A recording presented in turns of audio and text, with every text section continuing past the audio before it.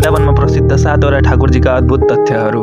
तथ्य नम्बर 1, मदन मोहनजी वृन्दावनका सबैभन्दा प्राचीन विग्रहहरूमध्ये एक मानिन्छ। भक्तहरूका अनुसार उहाँले मनलाई भगवानतर्फ आकर्षित गर्नुहुन्छ। तथ्य नम्बर 2, गोविन्द देवजी यो विग्रह भगवान श्री कृष्णको दिव्य स्वरूप मानिन्छ। एक समय यसको भव्य मन्दिर भारतकै महान वास्तुकला मध्ये गनिन्थ्यो। तथ्य नम्बर 3, गोपीनाथजी गोपीहरूको प्रिय भगवानका रूपमा पुजिने भक्तिभाव र प्रेमको प्रतीक मानिन्छन्।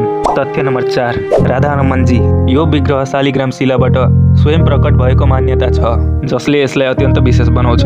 तथ्य नम्बर 5, राधा वल्लभजी यस परम्परामा राधाजीलाई विशेष महत्त्व दिन्छ। उहाँको भक्ति परम्परा प्रेममय मानिन्छ। तथ्य नम्बर 6, बाके बिहारीजी वृन्दावनको सबैभन्दा लोकप्रिय विग्रहहरूमध्ये एक। उहाँको दर्शन गर्दा पर्दा बारम्बार खुल्ने र बन्द गर्ने परम्परा आज पनि कायम छ।